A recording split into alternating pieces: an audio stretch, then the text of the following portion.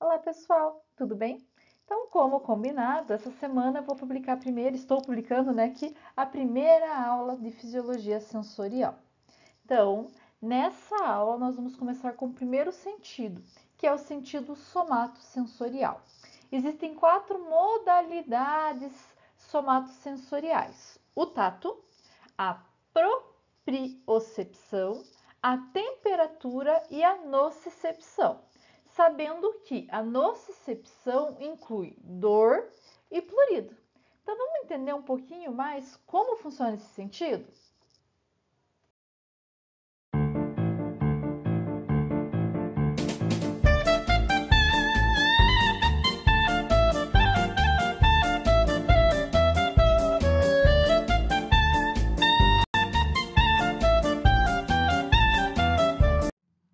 Os neurônios que fazem parte do sentido somático, eles podem estar presentes na pele e nas vísceras. E como que é feito o envio das informações do sistema nervoso periférico para o sistema nervoso central? Primeiramente, depende muito do tipo de sensação. Por exemplo, o tato, quando discriminativo, tato leve, né, que a gente fala, a propriocepção e a vibração, ela vai ser enviado pelo seu neurônio primário até o bulbo. Aqui no bulbo ocorre a sinapse e ele vai então enviar o sinal até o tálamo pelo neurônio secundário. Vocês estão vendo aqui que nós temos a entrada desse sentido pelo lado esquerdo e aí ele vai passar ali para o outro lado, que é o lado direito do corpo. Por causa do bulbo, a gente já falou sobre isso na aula de sistema nervoso central e por que que isso acontece. Aqui no tálamo, então, nós vamos ter a análise do que está acontecendo e mais uma sinapse. Essa sinapse que ocorre aqui com o neurônio terciário. E esse neurônio, então, vai levar o sinal até o córtex. Então, nós temos envolvidos 3 neurônios nesse sentido, né? No tato indiscriminado, na propriocepção e na vibração. Já quando nós falamos de nocicepção, temperatura ou tato grosseiro, nós vamos ter a primeira sinapse aqui já na medula espinal. Então, nós temos o neurônio primário, que faz a sinapse com o neurônio secundário. Aqui, ó, ele envia esse nosso neurônio, ele envia o sinal para o outro lado da espinha, né, da medula espinal, e ele vai então enviar o sinal até o tálamo. Lá no tálamo, nós vamos ter novamente a troca de neurônios para o neurônio terciário, que vai levar o sinal para o córtex. Então, nós temos neurônio primário, que vai ser o que vai sentir o estímulo primeiro, neurônio secundário, que leva esse sinal até o tálamo, e o neurônio terciário, que vai levar até o córtex. Mais uma coisa muito interessante que vocês precisam saber. Muitas vezes vocês devem se perguntar, mas como que eu sei que é a mão que está doendo? Como que eu sei que é o pé que está doendo? Né? É coisas que a gente, como profissionais da saúde, muitas vezes pensamos. Porque nós temos locais diferentes que sentem órgãos diferentes no córtex somático. Então, dependendo do órgão, dependendo da região, nós vamos ter um sinal diferente. Por exemplo, o rosto vai ficar nessa região aqui, ó. O pé fica nesta região. Então, depende muito do local, né? Do local que está vindo esse sinal, ele vai enviar o sinal para uma região própria do córtex somatosensorial. Quando acontece da pessoa perder, por exemplo, um dedo, ou né, ter que amputar ou perder um braço, a perna, o que o nosso organismo geralmente faz? Ele se adapta. Ele pega e essa parte do córtex, ela acaba não sentindo mais sinais. E os outros sinais acabam até né, as outras regiões do corpo se aproveitam dessa região para utilizar ali os neurônios. Porém, vocês já devem ter ouvido falar da sensação do membro que está faltando. Algumas pessoas, o córtex não consegue se adaptar, então ela continua sentindo aquele membro, a dor naquele membro, mesmo não tendo este membro.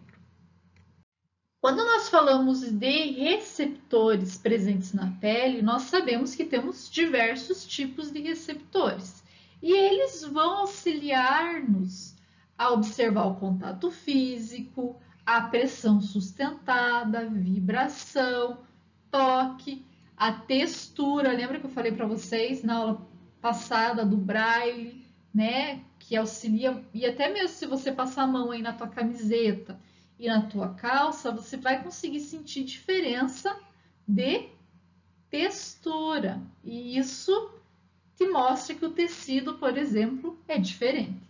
E também é o estiramento. Quando nós puxamos a nossa pele, coloque aí o dedo indicador e o polegar no seu braço, bem juntinho, e aperte o teu braço e estica esses dedos para o lado. Você consegue sentir o estiramento. Então, nós vamos ter receptor específico para esse estiramento. Então, vamos ver um pouquinho sobre cada um desses receptores presentes aí na nossa pele. Nós temos terminações nervosas livres, como, por exemplo, essa terminação que fica bem em volta do pelo e consegue detectar aí, por exemplo, que o teu pelinho se mexeu, né? Que o vento mexeu o pelo, por exemplo. Então, ela é uma terminação nervosa livre e vai auxiliar. Não existe só aqui, tá, pessoal? Existem outras terminações nervosas livres na nossa pele, não somente no pelo. Essas terminações nervosas livres, elas conseguem auxiliar para que a gente sinta a temperatura, o estímulo nocivo e também o movimento, como eu falei, dos pelos. Vai estar ao redor do pelo e também sob a superfície aqui da nossa pele. Tá? Então, elas são terminações nervosas que ficam mais na superfície da pele. São terminações não mielinizadas e a adaptação desse estímulo é variada. O outro receptor é o corpúsculo de Menser. Esse corpúsculo de Menser, vocês provavelmente já ouviram falar, né? Ele fica aqui, ó, também quase junto aí com a terminação nervosa livre, também fica na camada superficial da pele, e ele consegue avaliar vibrações de baixa frequência, toque leve, tá? E ele é um encapsulado de tecido conectivo, que eu já falei um pouquinho para vocês sobre ele na aula passada. O outro receptor é o corpúsculo de Pacini. Esse corpúsculo ele fica na camada mais profunda da pele, ele não fica tão superficial, tá? E ele vai detectar vibração de alta frequência. É um receptor, me desculpa, encapsulado, tá? Com tecido conectivo. O outro é o corpúsculo de Ruffini. Esse corpúsculo de Ruffini, ele não está aparecendo. Ah, tá aqui sim, desculpa. Tá aqui no desenho. Ele também vai ficar na camada mais profunda da pele e ele vai ser o responsável por sentir o estiramento que eu falei para vocês anteriormente. Ele tem a terminação nervosa um pouquinho diferente, é um pouco mais alongada essa terminação, tá? Mas ela também tem tipo um encapsulamento diferenciado. E para finalizar, nós temos o receptor de Merkel. Esse receptor, ele está aqui, ó. Estão vendo ele? Também parece muito com as terminações nervosas livres se você olhar bem rapidamente. Porém, ele tem células epidérmicas de contato sináptico com o terminal nervoso. E esse terminal nervoso é um pouco mais alongado. Também vai estar na superfície da pele e ele vai ser responsável por sentir a pressão contínua e a textura. Legal, né? Pessoal, quando nós falamos de temperatura, eu quero deixar aqui bem claro para vocês. Os receptores, eles vão ser sensíveis a temperaturas mais baixas ou mais altas que o nosso corpo.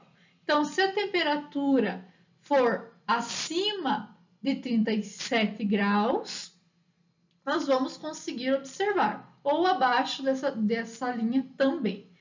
Só que, se a temperatura sobe muito, o calor é muito intenso, esse receptor é desativado e a nossa sensação vai ser de sensação de dor. Acima de 45 graus, a sensação é de dor. Então, nós acabamos tendo essa sensação de dor e é um jeito que o organismo viu para fazer com que nós não coloque a mão, por exemplo, em um local quente, né? Que a gente consiga, tá quente, eu vou tirar. Então, nosso organismo ele consegue se adaptar até uns 45 graus, mais do que isso, a sensação ela é de dor, e daí nós vamos ter um outro receptor que vai estar relacionado à dor, que eu vou falar para vocês daqui a pouquinho. E qual que é a característica das fibras nervosas que levam esse sinal dos receptores até o sistema nervoso central? Nós temos 3 tipos de fibra. A fibra A, beta, A, delta e C. A A beta, ela é grossa e mielinizada e vai levar o estímulo mecânico até o sistema nervoso central. A fibra A delta é fina e mielinizada e vai levar o estímulo de frio, dor rápida e também estímulo mecânico. E a fibra C, que é uma fibra não mielinizada, vai levar o estímulo de dor lenta, que é aquela dor que é contínua, por isso até que a velocidade dela é menor, calor, frio e estímulos mecânicos. Essas fibras elas vão estar presentes na pele, nas articulações, no músculo e também nos órgãos internos. Além disso, a fibra C ela também leva a sensação de prurido, quando a histamina age nos nociceptores. Então, pessoal, aqui cabe ainda dizer que o prurido, apesar de poder ser consequência de uma doença sistêmica, como esclerose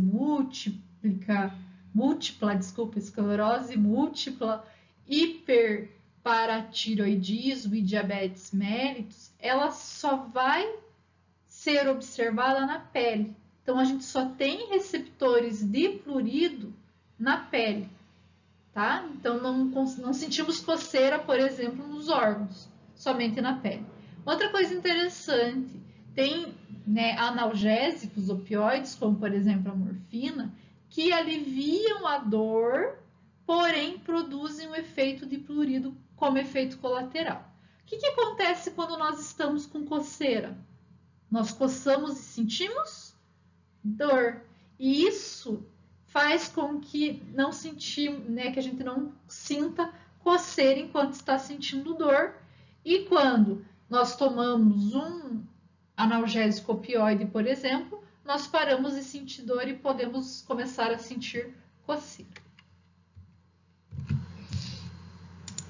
O receptor responsável por sentir dor e também prurido é o nociceptor. Nós temos 2 tipos de dor. A dor rápida, que é aguda, localizada, rapidamente transmitida para o sistema nervoso central, por fibras mielinizadas e pela fibra A delta. Já na dor lenta, essa dor é mais difusa, nós não conseguimos saber bem a localização, é transmitida pela fibra do tipo C, que eu comentei anteriormente, e ela é mais evidente quando o estímulo se origina longe do nosso corpo. Por exemplo, se eu bato o meu pé na mesinha, né? Se eu bato meu pé em alguma região, o que acontece? Na hora eu sinto aquela dor aguda, tiro o pé, é uma dor rápida.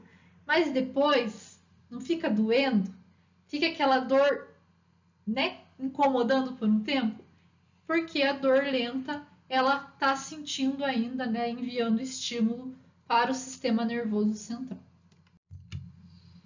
E nós temos ainda, vamos lembrar um pouquinho aí, daquele nosso reflexo espinal, né? Então, quando nós encostamos, por exemplo, a mão na chapa quente, essa informação vai chegar aqui no centro integrador da espina e aqui nós temos os interneurônios que vão analisar essa dor e vão enviar um comando para o teu músculo para que você retire a mão do local. Mas, do mesmo jeito que nós temos a informação sensorial para a resposta, esse neurônio aqui, ele faz sinapse tanto com o interneurônio quanto com o outro neurônio que vai enviar a resposta para o sistema nervoso central. Então, olhem aqui, quando nós temos aquela dor nociceptiva, nós temos Desculpem, pessoal, estou com a garganta seca já. Nós temos aqui a primeira sinapse. Essa sinapse vai enviar o sinal para que você tenha um estímulo rápido no centro integrador da medula e também para que esse estímulo seja enviado para o córtex cerebral. Então, nós vamos ter o estímulo rápido e também depois você vai ficar ali pensando e sentindo aquela dor. Como, por exemplo, vou falar de volta da chapa quente, você chega lá na casa da avó e encosta no fogão e não sabia que estava quente o fogão. A hora que você encosta, você tira a mão rapidamente para fugir daquela dor. Mas você vai ficar sentindo o teu dedo queimado por um bom tempo, porque esse sinal vai ficar sendo enviado para o córtex cerebral. E para finalizar, prometo, eu queria fazer algo um pouco mais rápida, mas é que essa aula tem muitos detalhes. Eu vou falar um pouquinho para vocês sobre a dor visceral, que nós também chamamos de dor referida. Vocês já devem ter ouvido falar que quando você sente dor, por exemplo, no rim, a dor é mais em cima, a dor é nas costas. Quando você está tendo uma dor cardíaca ou quando a pessoa está tendo um infarto, a dor vai ser no braço esquerdo. Por quê? Porque nós temos uma dor chamada dor referida. Quando o nosso corpo não consegue saber bem aonde está ocorrendo essa dor. Para vocês terem uma ideia, olha aqui, ó. Quando você tem dor fígado ou vesícula biliar, a dor ela fica nessa região aqui, ó, do pescoço. Então, vocês viram, a dor é sempre em cima. Por quê? Porque os nossos nociceptores, eles vão fazer a sua integração na medula. E nessa integração, o sinal da dor ele fica difuso. Nós não conseguimos ter um sinal tão localizado. E por isso a dor ela sempre vai ser registrada mais em cima. Tá bom? Gostaram do vídeo? Espero que sim. Na próxima aula, nós vamos falar sobre o sentido da visão. Se inscreva no canal, deixe seu joinha e compartilhe o conhecimento. Até a próxima!